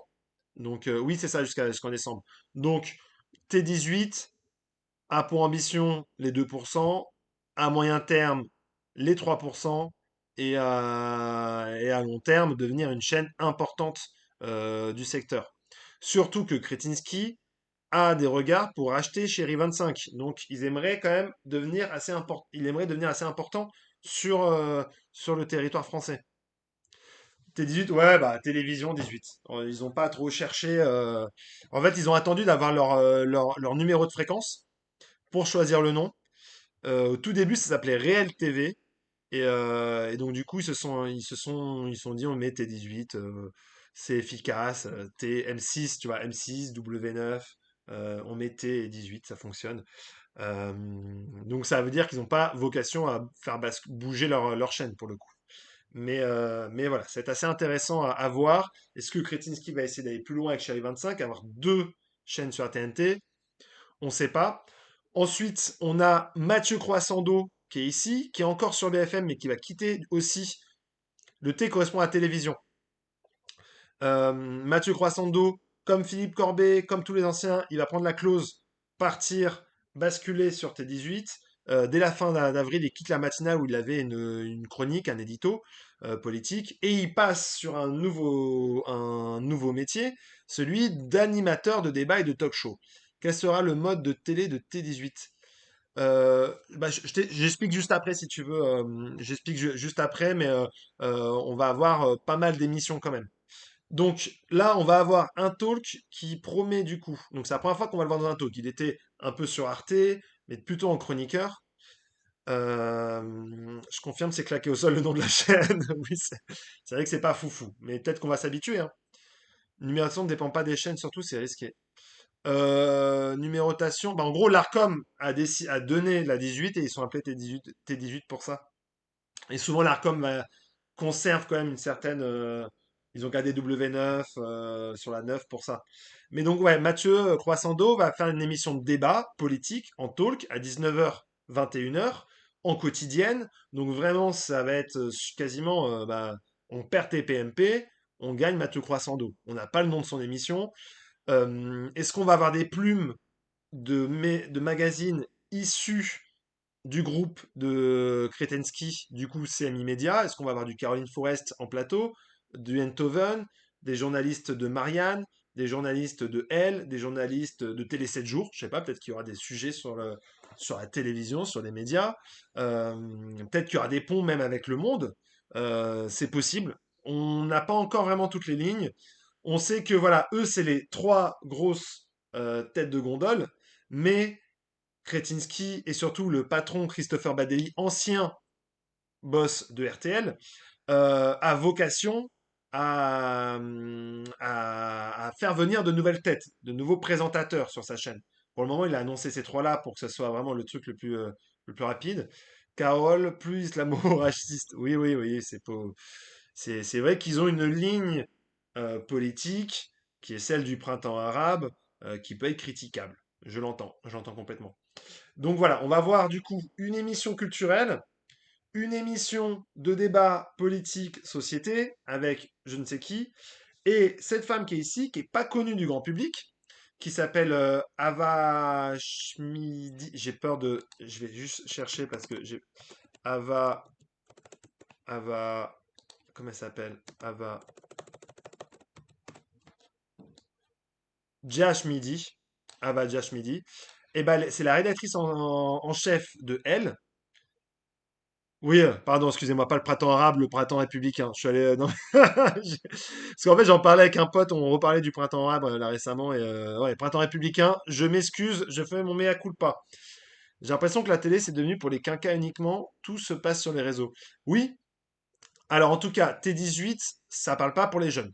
C'est pas la vocation, c'est pas l'objectif. Il est conscient aussi que la consommation de la télévision, c'est un public qui est plutôt âgé. Donc les jeunes, ils sont sur les réseaux sociaux. Et toi, Florent, quelle chaîne te conviendrait? Moi, où je devrais aller? France 5, ça me plairait bien, France 5. Arte. euh, Non, en vrai, il y a plein de chaînes. En vrai, tant que moi, j'ai besoin, ce que je dis toujours, faut un environnement sain où on puisse faire du journalisme honnête, avec honnêteté et rigueur. Moi, c'est mon seul objectif. Salut Tony Grandonde. Donc, il y a plein de chaînes. Et c'est pas que je dis France 5 parce qu'il y a des émissions qui sont de très très haute qualité sur France 5, j'apprécie beaucoup. Euh, et que voilà, et d'ailleurs, je suis encore en recherche d'emploi, mais voilà, je réfléchis aussi à où aller. Je n'irai pas n'importe où. Trop de chaîne gauchiste, dit Mirko. Bah, typiquement, T18, ça sent pas trop la chaîne de gauchiste, mais plutôt voilà, une chaîne qui pourrait être un peu plus à droite, typiquement, mais qui se veut quand même de débat. Et donc, je parlais de la rédactrice en chef de Elle, qui elle aura une émission en seconde partie de soirée de débat sur la thématique de documentaire. Parce que, centre-gauche encore, ouais, c'est ça. Parce que T18 a signé dans son contrat avec l'Arcom une promesse de 3000 heures de documentaire par an. Donc, ils vont devoir, un, acheter du doc, je pense qu'ils sont déjà en train de le faire, deux, en produire, et trois, du coup, en mettre à l'antenne. La gauche de Nolo, quoi, ouais, c'est ça. Seront-ils associés à une radio comme M6 avec RTL ou Europe 1 avec CNews? Bah pour le moment, T18 ne détient pas de radio. Donc c'est pas sur le tapis. Euh, Radio France, France Télévisions va peut-être fusionner, donc toutes les chaînes de Radio France, on ne devrait pas en avoir. RTL et M6, Europe 1 avec CNews, RMC avec BFM TV. Il nous reste plus beaucoup de radios à pouvoir les coupler. Et je pense que c'est pas le projet. Ça va pas être une chaîne d'information. On va être sur une chaîne normalement d'histoire et de documentaire avec de la culture et de la politique lors du talk tous les jours. Donc ça va être le projet qui va être derrière. Euh, Ensuite, comme disait l'autre, un journaliste ouais, ouais, ou un chômeur, ouais, c'est ça. Mais j'ai pas envie j'ai envie de croire quand même de la possibilité de donner une place à un journalisme quand même honnête et avec de la rigueur, avec des propos mesurés et nuancés, et qui va faire une analyse des faits et pas mettre de l'opinion et de l'idéologie derrière. C'est vraiment l'objectif. Un partenariat sûrement comme le Grand Jury, RTL, Figaro. Oui, parce que M6 n'a pas de chaîne d'information. Donc c'est pour ça. Mais voilà, typiquement, c'est sur LCI, je crois, le truc, l'émission du grand jury. Donc, forcément, sur LCI, ils n'ont pas de chaîne, ils n'ont pas de radio. Mais là, pour le moment, on va pas avoir de grands entretiens politiques. Ça va être plus de l'analyse de faits de société politique, de la culture et du documentaire. Tu cherches en presse écrite, en print. Ouais, ouais, bah en fait, moi, je peux faire du coup la vidéo, comme vous voyez sur ma chaîne TikTok. Je viens de la presse web, mais j'ai traité dessus. Je fais du podcast aussi, donc je peux faire la radio. Et la presse écrite, typiquement, je suis aussi adapté à faire ça. Donc j'ai une chance, en fait, j'ai aussi. En fait, c'est une chance et une malchance à la fois. C'est que euh, je suis ultra polyvalent et je suis multimédia. C'est-à-dire que je peux bosser à la fois sur le print et sur le digital, ce qui est du coup assez intéressant. Donc je m'interdis rien, mais voilà, il faut trouver aussi des beaux projets, il faut trouver aussi des rédacteurs en chef ou des rédactions qui sont capables de miser sur des profils, on va dire, plus différents, originaux, avec des idées comme ça qui peuvent aussi changer. Donc c'est mon objectif. T18 ressemble à Paris Première un peu, un peu. Peut-être il y aurait une émission un peu humoristique comme sur Paris Première. Chaîne Dérive, France, oh là, ok. Quelle spécialité? Bah moi je suis spécialité média, mais je m'interdis pas à parler de politique parce que j'aime beaucoup ça, le sport, les faits de société. Donc c'est vrai qu'il y a plein de thématiques qui m'intéressent parce que je m'informe beaucoup, parce que quand on fait des médias, on est obligé de s'informer sur tout. Typiquement, voilà, la culture, c'est essentiel, on en parle. C'est-à-dire que quand je vais analyser une émission culturelle, il faut savoir de quoi on parle. Je vais regarder des émissions comme en reportage ou c'est politique sur France 5, bah, ça me permet aussi de m'intéresser à la politique, mais aussi quand je me regarde les chaînes d'information, parce que tous les matins, je me regarde quand même des chaînes d'information, ça me permet aussi, moi, de voir ce qui s'y passe, s'il y a des choses à repérer, des séquences ou quoi, mais aussi à m'informer, j'apprends des choses comme ça. Je lis pas mal, et à la radio, je tourne un peu sur les radios. J'ai arrêté pas mal Europe 1, j'étais un gros auditeur d'Europe 1 à une époque, j'avoue que ça me plaît moins aujourd'hui. Pas de sport sur T18, pour le moment non. Pour le moment non, Kretinsky veut pas trop faire de sport. En analyse politique ou géopolitique, j'aime bien Alain Bauer, il est pertinent. Oui, il est plutôt intéressant. Je vois Bertrand Chameroy avec son émission sur T18, c'est possible. En vrai, c'est clairement possible. En vrai, là, on peut faire un petit, mais Bertrand Chameroy, après Bertrand Chameroy, il est bien sur France 5, mais visiblement, Daniel Kretinsky ne fait pas des contrats exclusivité, donc on peut très bien être sur plusieurs antennes. C'est son intérêt, c'est aussi avoir des têtes d'affiche, avoir des gens forts qui vont venir attirer les gens à l'antenne et voir ce que ça donne. Ruquier, ça ne c'est pas l'émission de trop. Bah je sais pas. Est-ce que c'est pas l'émission où il est le mieux, ces émissions de culture? Euh, c'est plutôt intéressant. T'adores l'actualité média, Yassif? Bah t'es parfaitement ici alors. Chameroy sur côté. Ouais, bah après moi, Chameroy, je le trouve bon dans ses chroniques quand même. Vu les profils, j'ai l'impression que ça va être une chaîne bobo. Euh, Bah c'est possible. C'est possible. Après, honnêtement, moi, j'attends de voir. Donc, tu vois, je préfère faire une critique. On reviendra. De toute façon, on en fera d'autres. On refait des médias comme ça. Mais moi, je trouve ça intéressant de voir, en tout cas, des nouvelles chaînes naître. Parce que les chaînes Énergie 12, typiquement, ça devait être plein d'intéressant. Et on va avoir un nouvel appel d'offres pour des nouvelles fréquences TV, celle de la TNT HD, donc toutes les autres chaînes. Et là aussi, ça va être intéressant de voir les nouvelles entrantes en espérant qu'il y ait aussi du renouveau et aussi des nouvelles rédactions parce que bah, on est beaucoup de journalistes sur le, voilà, dans le secteur, à chercher de l'emploi, à chercher des vrais nouveaux enjeux, des nouveaux défis. Et on a plein d'idées. Et je trouve aussi que les médias commencent à se ressembler aussi de plus en plus. Et avoir des jeunes avec des idées, ça permet aussi de pouvoir faire bousculer les règles et retrouver aussi un intérêt. Parce qu'il y a une vraie défiance aujourd'hui entre bah, vous, dans le chat, les Français, les publics et les médias et les journalistes. Lui, il fait pas estivité, mais leur chaîne d'origine, sûrement. Ouais. Oui, t'as raison que il est possible que sur France 5, il ait une exclusivité, ouais. Énergie 12, il y avait plus rien d'intéressant. Je suis assez d'accord avec toi. C'est pour ça ils ont été arrêtés, hein. Une chaîne média. Ah ouais, ça aurait, bah, je serais directeur de la rédaction, là. À votre avis, va-t-on voir sur tes 8 Charles Gave? Alors, je sais, qui est Charles Gave? Je sais pas qui est Charles. J'essaie de répondre à toutes vos questions, hein, les gars. Salut Vax Politics. Charles Gave. Ah, mais je connaissais pas. Je connaissais pas. Bah, je sais pas du tout ce qu'il vaut. Il est classé où? Libéral conservateur. Oh, il doit être plutôt à droite, lui. Soutien debout la France et Zemmour. Ah ouais, il est plutôt bien à droite, les copains. Ouest France TV, je la sens pas. Bah, à voir, pareil. Après, vraiment, Ouest France TV ne sera pas une chaîne d'information en continu. Ce que je tends à répéter, hein. J'espère ne plus revoir Hanouna, le type est imbuvable. Alors, Hanouna, il est censé arriver sur W9 et Fun Radio. Maintenant, voilà, avec lui, tout est possible. Est-ce qu'il reviendrait ailleurs? Est-ce qu'il casserait son contrat? Je sais pas. En vrai, c'est le seul, je peux vraiment pas dire à 100% qu'il sera sur W9 alors il a signé son contrat. C'est quoi le sujet? Bah, on refait plein de sujets médias de la semaine, du moment, et on en débat, on en discute entre nous, on l'analyse en le mettant en contexte, en perspective. Les émissions démarrent début juin ou ils veulent attendre en septembre. Ces émissions-là, elles sont prévues début juin.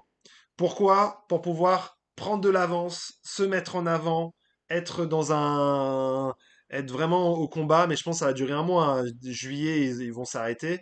Mais c'est pour pouvoir mettre le pied à l'étrier et dire aux gens, on est là, on existe. Mais il va falloir quand même remplir les grilles d'été, hein. Oui, très à droite. Bah ouais, c'est ce que je viens de voir. Bonjour Charles, t'essaies de te placer. Ouais, grave, il essaie de se placer. Salut, c'est quoi les émissions? Bah, on n'a pas encore le nom des émissions, mais on a une émission du coup de culture, une émission, un talk show politique, société, et une émission du coup sur les documentaires, des débats sur les documentaires qu'il y aura, parce qu'on va partir sur T18 sur 2 primes de documentaires par semaine. Donc ça va être assez intéressant. Des meetings de Le Pen et Attal, j'ai pas regardé. J'ai regardé les analyses qu'ils ont fait à la télévision, mais après c'est plutôt les critiques qu'il y a pu avoir. L'émission de Ruquier, le titre commencera par on, c'est possible. T18, du coup il y a ceux qui arrivent. T18, c'est la nouvelle chaîne qui arrivera sur le canal 18 détenu par Daniel Kretinsky. Ouais, c'est possible que ça s'appelle on est de retour. On refait. Moi j'ai appris le on hein, parce qu'on refait les médias, mais ça je le reprends du journaliste sportif. J'ai oublié son nom qui faisait on refait le match pour les plus anciens, qui était sur RTL à la bonne vieille époque de RTL. C'était quelque chose.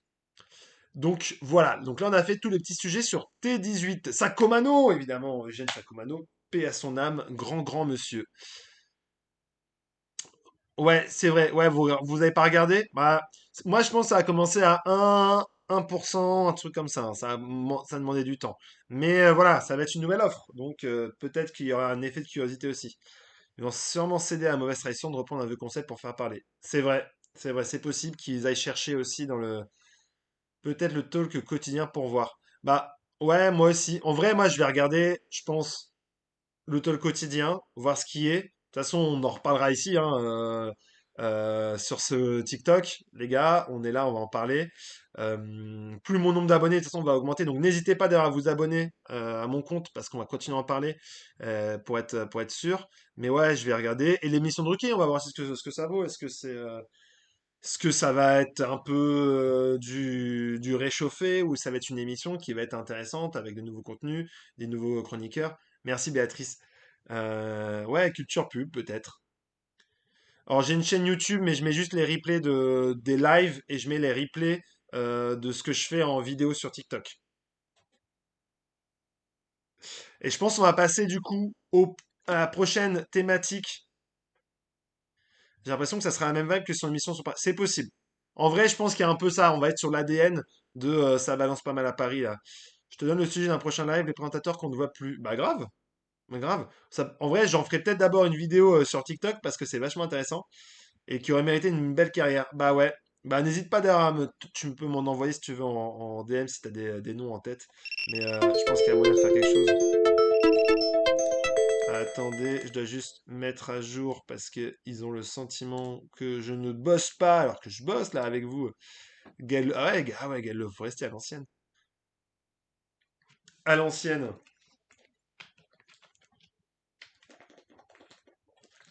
En vrai, ça pourrait être aussi l'occasion de savoir ce qu'ils sont devenus. C'est intéressant de savoir ce qu'ils sont devenus. Je voulais passer du coup à la quatrième thématique de la soirée, messieurs, dames. Je ne sais pas si vous l'avez vu passer. Du coup, on a appris lundi dernier pour l'Aïd, ça n'a aucun rapport, mais je trouve ça toujours très drôle, que Marine Le Pen a été condamnée en première instance pour détournement de fonds euh, avec des emplois fictifs au Parlement européen. Donc ça a été forcément une couverture ultra intéressante parce que c'est un séisme politique, notamment au RN, parce que elle voulait être candidate en 2027 et elle a surtout une peine d'inéligibilité provisoire, puisqu'elle a fait appel, qui fait qu'elle ne devrait pas être candidate en 2027. Oui, Alexandra Sublet, on la voit plus, en effet. Et donc, du coup, tous les médias étaient en toupie. Sur CNews, Pascal Pro est passé en total en édition spéciale, sur Europe 1 aussi, mais sur les chaînes aussi. Et la différence, du coup, que certains ont perçue entre BFM TV, LCI, France Info et CNews, c'est que sur CNews, il y a eu un manque de pluralisme et une attaque directe envers du coup la justice. Et ça, en vrai, ça a été un vrai sujet qui était tombé à ce moment-là. C'était comment est-ce que CNews va traiter de cette séquence-là.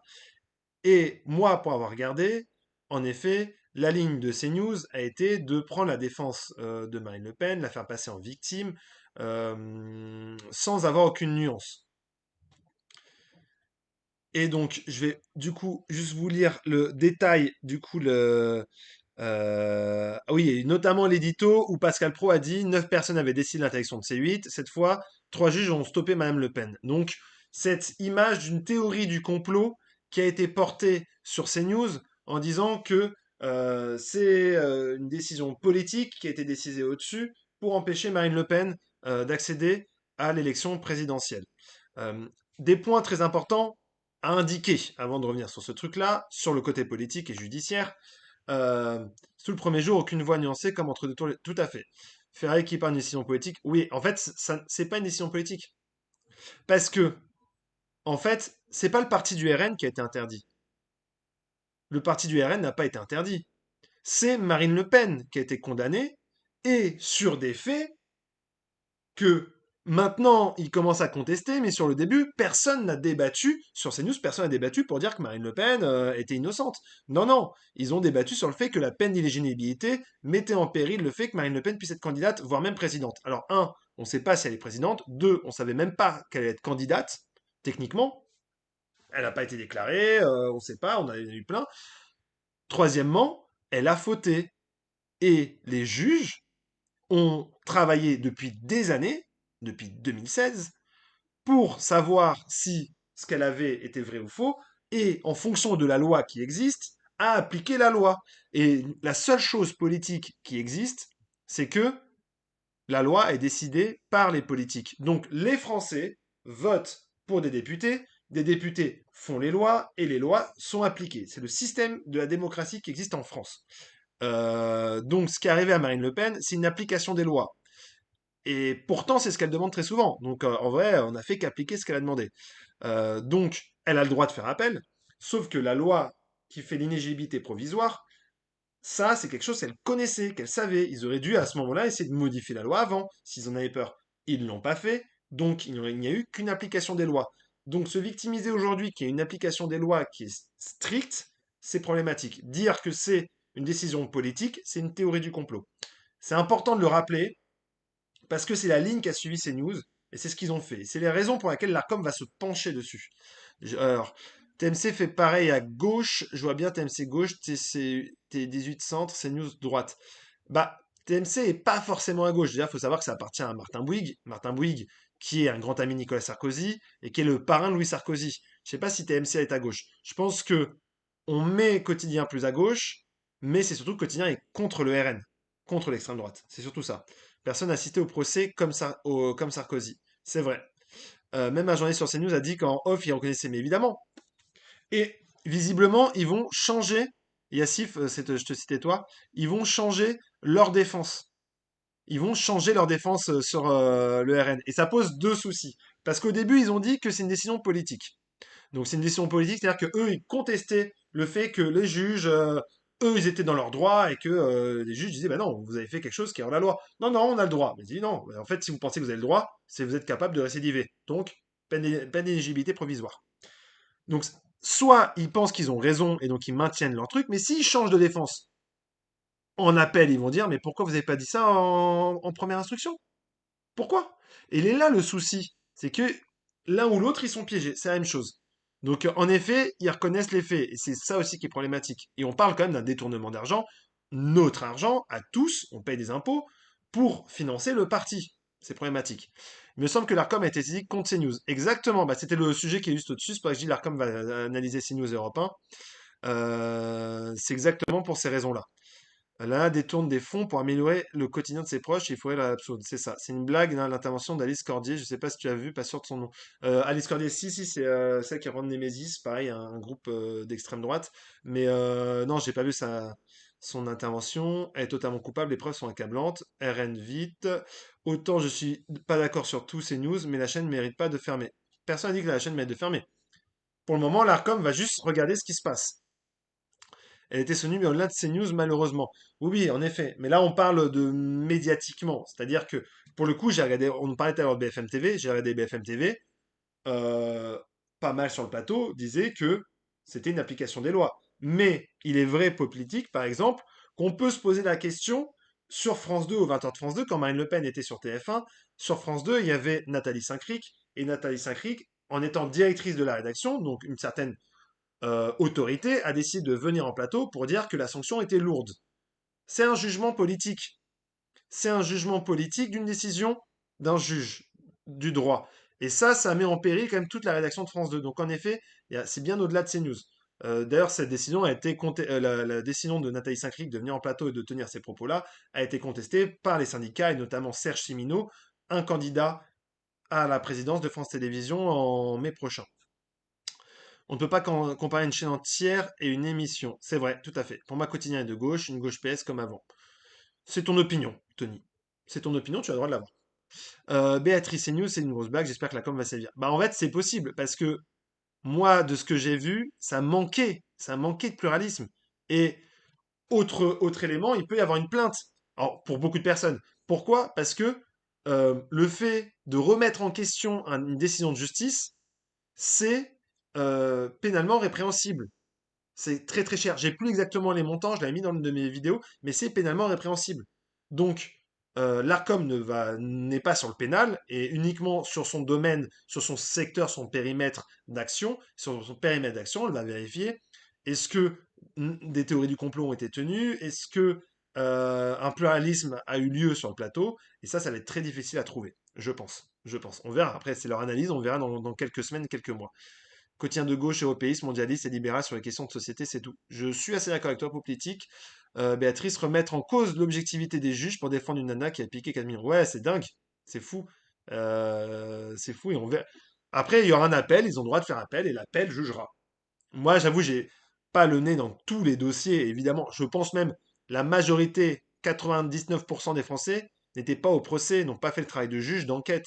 Donc en vrai, il y en a beaucoup aussi qui commentent un dossier qu'ils ne connaissent pas. Et moi, pour avoir aussi des amis avocats, c'est un vrai problème. Ils me disent, il y a trop, et c'est un problème médiatique. Des personnes viennent commenter des procès, des dossiers et des jugements sans avoir vu le dossier qui a été mis en avant. En revanche, il y a des journalistes qui sont présents sur les procès.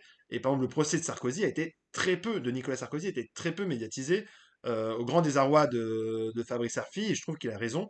c'était aussi un vrai souci politique et éditorial. Le plus drôle, c'est que les Rennes a voté pour la loi Sapin. Exactement. Exactement. Ils ont été derrière tout ça. En gros, elle dit que le juge n'avait pas à interdire les LGBT, nanana, libre offensé, délire. Mais non, mais sauf que c'est pas. En vrai, elle n'était pas une candidate. C'est la personnalité politique au Parlement européen qui a été jugée, qui veulent malgré casserole. Bah ouais, mais non, mais ça ne marche pas comme ça. Faut savoir, il y a plein de candidats, il y a des politiques sont inéligibles tous les jours. Et d'ailleurs, on peut même se poser. Je vais essayer d'étirer plus loin mon raisonnement, là du coup qui m'appartient, mais qui est quand même de se dire, il y a plein de métiers qui existent en France où si on a un casier du judiciaire, on ne peut pas travailler. Les taxis, mais aussi, voilà, la petite enfance, si on a un casier judiciaire quelconque. Il y a plein de domaines dans lesquels on ne peut pas travailler si on a un casier judiciaire. Les politiques, on l'autorise. On peut se poser la question. Pourquoi? Voilà, ça peut amener un débat. Je me pose cette question-là. Ensuite, il y a eu plein de politiques qui n'ont pas pu se présenter à cause d'affaires. On prend DSK, DSK n'a pas été condamné, aurait pu dire je suis présumé innocent et être candidat en 2012. Il n'y a pas été, ils ont trouvé un autre candidat, François Hollande. Là, c'est pas le RN qui interdit, c'est Marine Le Pen qui pourrait ne pas être éligible. Bah, ils ont qu'à envoyer un autre candidat. C'est juste ça. Si elle n'est pas éligible, il n'y a aucune élection qui a été volée. Marine Le Pen n'est pas un tenant et un aboutissant. On peut mettre une autre personne. Elle n'est pas immortelle. On ne peut pas rendre quelqu'un immortel. C'est important je pense, de le rappeler. C'est le fonctionnement aussi d'une démocratie. Donc ouais, est-ce que Bardella va se faire inquiéter pour ses faux agendas signés? Peut-être, peut-être. Ça, après, moi, je suis pas juge, et si j'étais juge, je pourrais même pas vous le dire, mais ça, c'est possible. Elle a volé l'argent, je pense que Bardella a fêté la condamnation, c'est possible, aussi, c'est possible. Parce que il pourrait très bien vouloir y aller, et de ces infos que j'ai vu passer en off, donc on utilise un conditionnel, Marion Maréchal réfléchirait aussi à se réapprocher du RN pour éventuellement essayer de récupérer cette place de candidate du camp d'extrême droite. S'il se base sur les infos de CNews, c'est sûr que Marine est la victime. Ouais, exactement, c'est ça. Pourquoi les enquêtes sur les politiciens de système n'aboutissent jamais? Bah si, elles aboutissent. Elles aboutissent, Coco. Parce que on le voit bien, par exemple, les Balkany, ils ont été condamnés. Juppé, il a été condamné, il est parti s'exiler comment dire ça, au Québec. Cahuzac a été condamné. Il y en a eu beaucoup qui ont été condamnés en fait. C'est juste que ils disparaissent. Juppé, il a été condamné, il est parti, il a attendu la fin de sa condamnation, il est revenu, parce que quand on est condamné, on a aussi le droit de venir, il a disparu un certain temps, et il est revenu après. Mais oui, oui, non, mais les politiciens du système, ça va arriver, et on y est, hein, on y est, vous allez voir, le truc c'est qu'on n'a pas d'affaires aussi grosses, et les jugements, à chaque fois, il faut s'intéresser vraiment au déroulé, ne pas s'arrêter uniquement à la finalité, mais savoir comment les décisions sont prises. Et souvent, quand on s'intéresse, et ça c'est le travail des journalistes pour les justices, qui est essentiel à la compréhension même de notre démocratie, du fonctionnement de la justice, qui permettent de comprendre que c'est ni tout noir, ni tout blanc. On est sur quelque chose de beaucoup plus nuancé. Ouais, je suis assez d'accord avec toi, Poplitic. Ouais, ça fait peur. Là, tu dis c'est insensé. Dans la lignée, la bataille culturelle en train de gagner par l'extrême droite, je suis d'accord. Béatrice, sauf que le RN est une entreprise familiale et le Jordan, il est bas de plafond. Ça, c'est ton opinion, c'est ton opinion. Bauer, surtout comme Morandini, il n'y a pas de doute sur les faits. Bah, Morandini, pareil. En vrai, il a le droit de continuer de travailler. Éthiquement, en effet, ça peut poser des questions sur ce que fait CNews à le conserver à l'antenne, mais ils l'ont recruté avec cette affaire-là à la base. Donc, le RN n'a pas de candidat compétent pour devenir président, ils sont tous remplis de lacunes. Ouais, mais je pense pas que justement le fait qu'ils aient des lacunes, ce soit un problème, parce qu'en vrai, Marine Le Pen a aussi des lacunes, on l'a bien vu en débat, elle n'est pas très forte. Pourtant, ça n'empêche pas à chaque fois d'être assez forte dans les sondages et quand même dans les élections. La force d'un Jordan Bardella, quand même, c'est d'avoir toujours gagné ses élections. C'est-à-dire, lui, il a surtout fait les européennes, et il a toujours remporté les européennes, et souvent haut la main. Et même le premier tour des législatives, Bardella l'a remporté. Donc aujourd'hui, Bardella, il a aussi une image de gagnant. ce qui peut être utile pour un candidat. Là, je parle d'image, je parle pas du fond, hein, je parle d'image. L'image de Jordan Bardella, elle est positive, il est fort sur les jeunes. Il peut rassurer aussi une partie des hommes qui ne votaient pas pour Marine Le Pen parce que c'était une femme. Il a cet avantage-là. Après, il a la jeunesse et le manque d'expérience. Mais est-ce qu'on en est là aujourd'hui? Je sais pas. Il y aura plusieurs candidats, genre Ciotti, Retailleau, Zemmour, ils vont pas laisser le jeune Barre. Euh, je pense que Ciotti va laisser passer. Il n'a pas forcément envie d'être président. Retailleau a envie d'y aller, c'est sûr. Zemmour aussi. Donc à voir. Morandini, je comprends pas pourquoi il fait pas une émission dédiée aux enfants. C'est une blague de Tony, hein.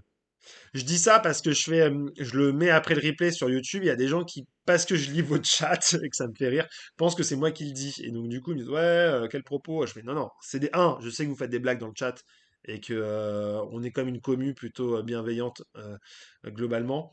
Et ensuite, c'est drôle. Monkey Kids le mercredi matin.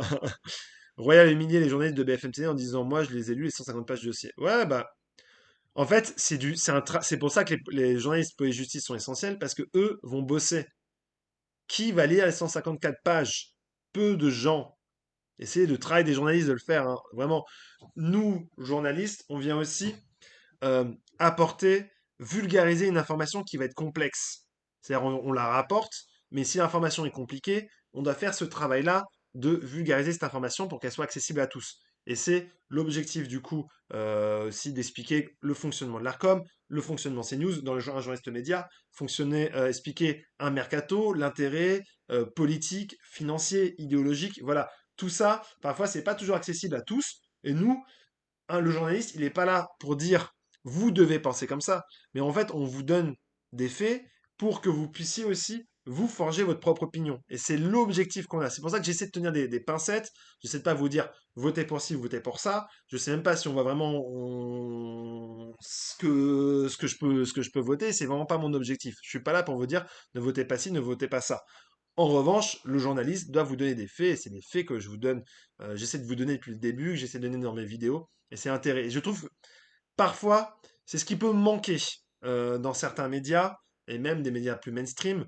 On oublie voilà, que le journaliste n'est pas là pour donner son opinion et son idéologie, mais pour donner des faits, et pour que le téléspectateur puisse se faire des faits se faire une opinion à partir de ces faits-là. Oui, Marine Le Pen est une machine à perdre. Là, c'est des faits, c'est factuel.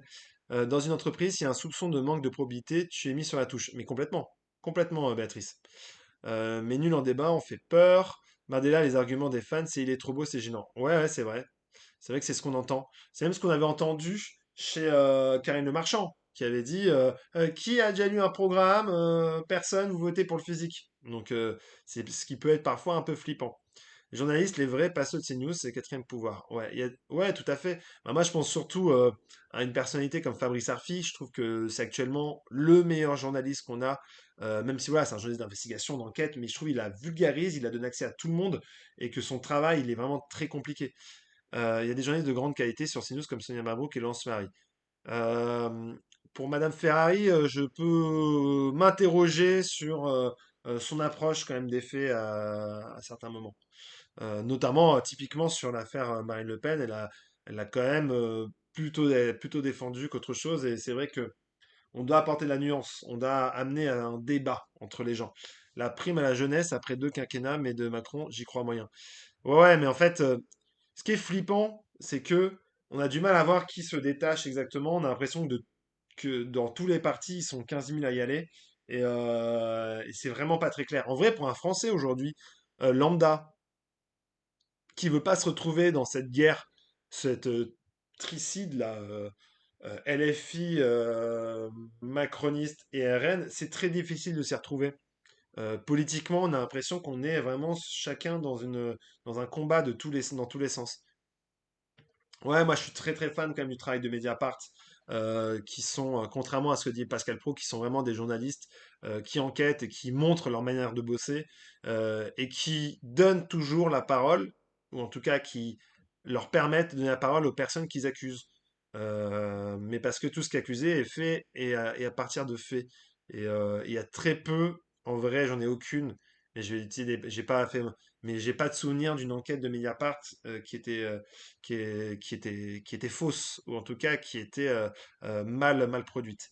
Mais bien sûr, même sur la gauche, bien sûr, mais même complément d'enquête, hein, souvent complément d'enquête, une excellente émission qui pour moi a été remusclée. Quand je parle de remusclée, c'est aussi cet élan qui peut être mis avec Tristan Valex.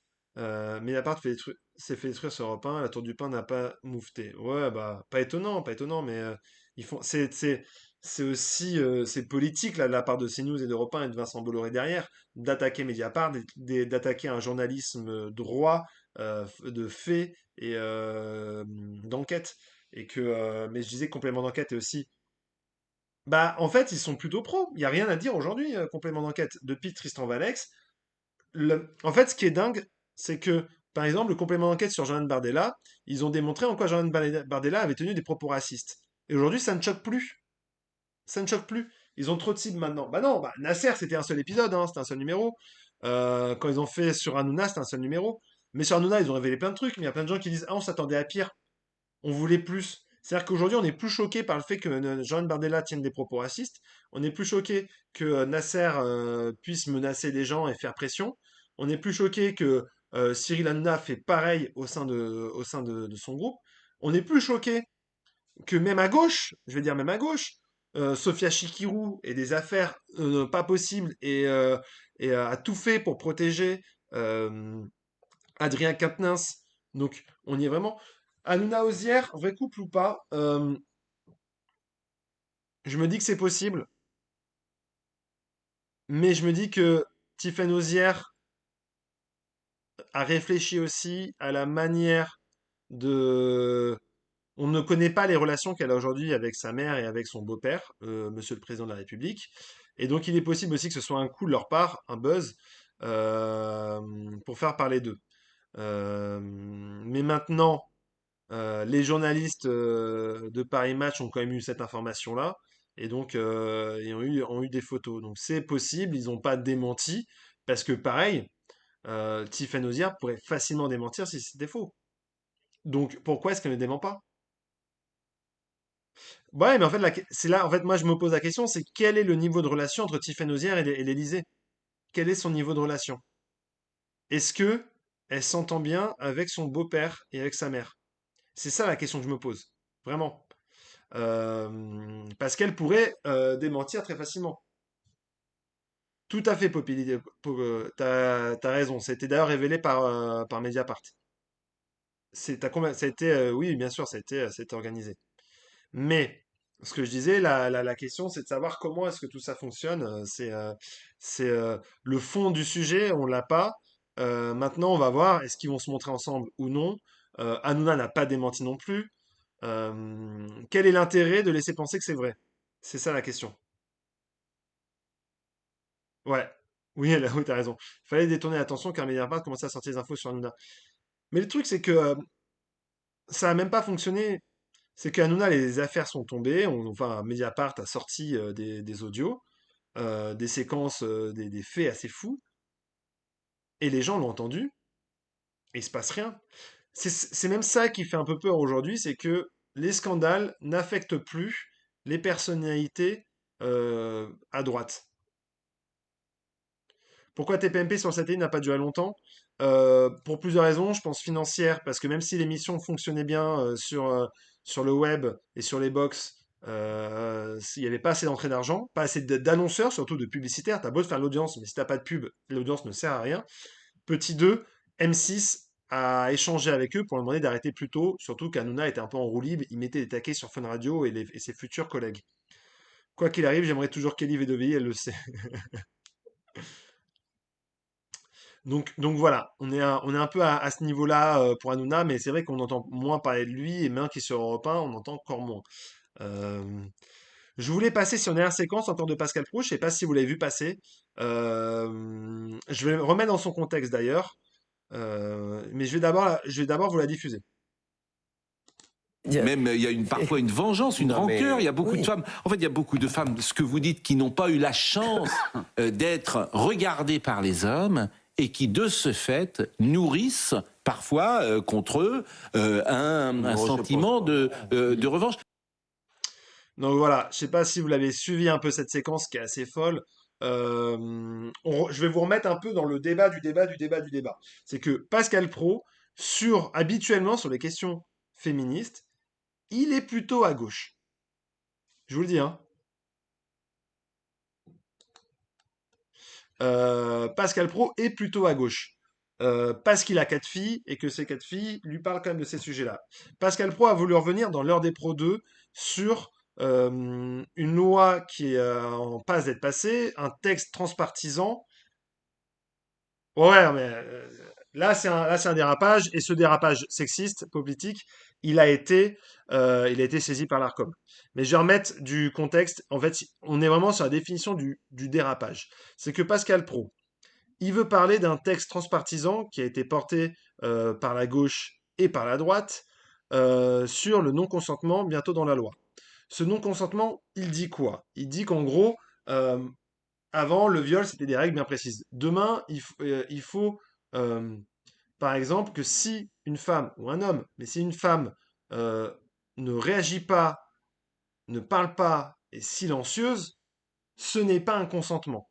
C'est-à-dire que si tu vas vers une femme et elle ne parle pas, elle ne réagit pas quand tu l'embrasses et quand tu commences le coït, c'est considéré comme un non-consentement dans la loi. C'est la loi qui veut le faire passer. Donc là, elle va aller au Sénat et ensuite elle va revenir au Parlement avant d'être votée et d'être appliquée dans la loi française. Et donc Pascal Pro a voulu venir sur ce sujet-là. Sauf qu'en plateau, ils étaient tous opposés, en disant quoi, qu'est-ce que ça veut dire, on met des règles, bientôt demain on va devoir signer une preuve hein, auprès d'un notaire pour pouvoir embrasser une femme, etc. Et Pascal Pro dit, en fait, les femmes, elles n'ont pas toujours envie de sortir avec vous autres, les hommes.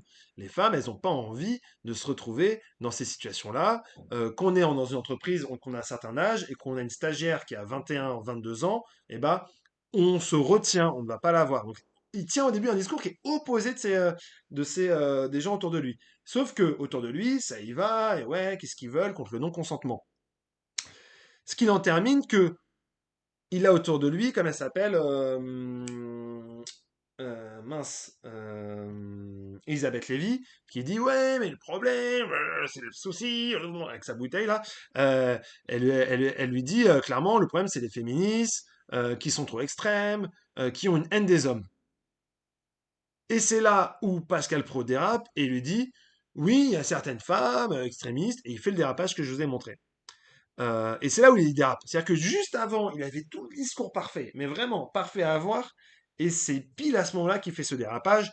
J'ai pas mis la séquence entière parce qu'il dit aussi qu'il y a des hommes qui développent une haine contre les femmes parce que les femmes ne s'intéressent pas à elles. Et donc ça, c'est un vrai, oui, je l'ai mis avec la bouteille. Ça, c'est un vrai phénomène qui existe, qui a été défini aux États-Unis par les chercheurs, qui s'appelle les incels. Ce sont des hommes célibataires qui développent des haines et qu'on trouve notamment dans les partis d'extrême droite et notamment ceux qui commettent des ouais, elles tissent très tôt, ouais. Ceux qui commettent des tueries de masse. Donc ça, c'est aussi un vrai souci par rapport à ça. Et donc, cette séquence-là, elle a fait énormément polémique et elle a fait réagir. Et je pense qu'il n'y a pas eu du tout de maintien de l'antenne et qu'il y a des grandes chances que bah, cette séquence fasse l'objet d'une mise en garde, au moins, et peut-être d'une mise en demeure, voire d'une sanction derrière. Parce que on est aussi dans la culture du viol. On est aussi dans cette culture-là de dire, limite, en gros, euh, celles qui subissent, celles qui se plaignent, c'est parce elles sont trop moches et que personne veut d'elles. C'est pour ça que ça leur arrive comme ça. Ça va pas sortir frais dans le studio, dit Tony. Donc voilà, c'est un peu la situation. C'est un exemple parmi tant d'autres de dérapage qu'il y a eu. Mais c'est le dernier en date, c'est celui qui a fait réagir, qui montre encore qu'il y a des vrais soucis, que Monsieur Pro doit encore travailler sur ces éléments-là. Alors que, mais vraiment pour vous dire, hein, c'est qu'il a eu il avait fait une longue interview à une époque avec Alice Coffin, du coup d'Europe Écologie Les Verts, mais très engagé sur les questions LGBT. Et il était plutôt ouvert, il avait plutôt changé d'opinion, et là il a fait ce grand dérapage. Mais en pensant être juste, hein, c'est vraiment dommage. C'est comme ça. Mais il sera jugé par l'Arcom. le régulateur. Mais il faut savoir qu'il peut être aussi jugé s'il y a une plainte qui est déposée contre lui pour misogynie ou pour sexisme, hein. Donc voilà, c'est un peu tout ça.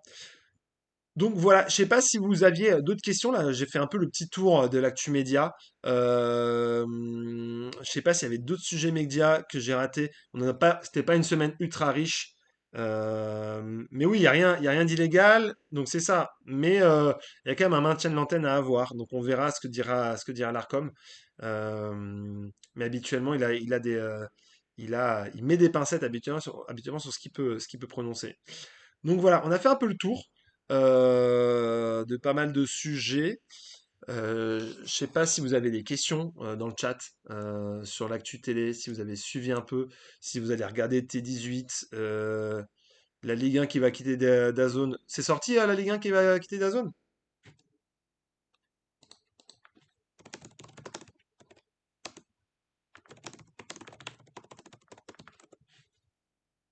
Non, pourrait encore, on est au conditionnel. On est au conditionnel. C'est news, de toute façon, ça copie de Fox News aux US. Fox roule pour Trump et eux pour le RN. Bah, c'est vrai qu'aujourd'hui, ça y ressemble de plus en plus sur la ligne éditoriale, sur la manière de faire le sujet. Sibyl Veil va se présenter à la tête de quoi exactement, Politique? Pas de France Télévisions. Pour moi, elle n'est pas annoncée à France Télé, hein. Elle est à Radio France, elle est très contente à Radio France. Sibyl Veil, d'ailleurs, qui était dans la même promotion qu'Emmanuel Macron. Non, a priori, elle devrait pas se présenter. Elle va rester à Radio France. Ouais, elle va rester à Radio France, Sibyl Veil. Ou en plus, d'ailleurs, le ministère de la Culture est plutôt satisfait de son bilan. Est plutôt satisfait de son bilan. Donc c'est un peu la situation actuelle. Donc voilà, je pense que j'en ai fait un peu le tour. On va essayer de se refaire des émissions comme ça. Je pense que ça sera terminé pour notre. Non, moi je pense qu'elle va être élue, hein, tu vas voir. Parce que Rachida Dati a envie de fusionner, tu sais, Radio France et France Télévisions. Et Arnaud, elle aimerait être à la tête de la holding. Enfin, c'est ce qui se dit du coup. Aimerait être à la tête. Et donc, du coup, elle a tout faire pour aider la fusion. Donc, il y a des grandes chances. Donc, ouais, j'espère que ça vous a intéressé. Bon, on s'en refera d'autres, des émissions comme ça. Je me suis fait du coup bloquer, mais juste parce que j'ai mis la séquence de Pascal Pro. Du coup, il y a moins de gens qui peuvent venir sur le chat, mais c'est pas grave, on est monté à une petite vingtaine tout à l'heure. Toutes les chaînes vont se nommer France TV. Euh, France 2, France 5 et France 4 vont s'appeler France TV. Les anciens vont être perdus. Ah ouais, complètement. Non, mais ça, je pense que c'est une très mauvaise décision, ça, personnellement. Je pense que c'est une très mauvaise décision de la part de Delphine Ernotte de vouloir changer les noms. Parce qu'il y a même les anciens qui appelaient ça encore Antenne 2, FR3. Donc c'est un peu. Jack France 3, c'est plus France 3, c'est ici. Euh, donc c'est des choix qui sont un peu surprenants. Ouais, c'est ça. Des choix un peu surprenants. Surtout pour France 4. Bah, sauf que France 4 va arriver, donc c'est dommage. Ça aurait été un moyen de bien la marketer. Mais bon, c'est leur choix à eux, hein. C'est comme ça. Donc voilà, j'étais en train de vous dire au revoir. N'hésitez pas si vous avez des idées de thématiques, de sujets que vous aimeriez qu'on fasse en live sur les médias. Euh, T'es un ancien, hein, politique, Antenne 2, c'est le sang. Vous pouvez m'envoyer par message privé et on se retrouve pour une prochaine. Ciao tout le monde, c'était un plaisir. N'hésitez pas à vous abonner ceux qui ne sont pas abonnés.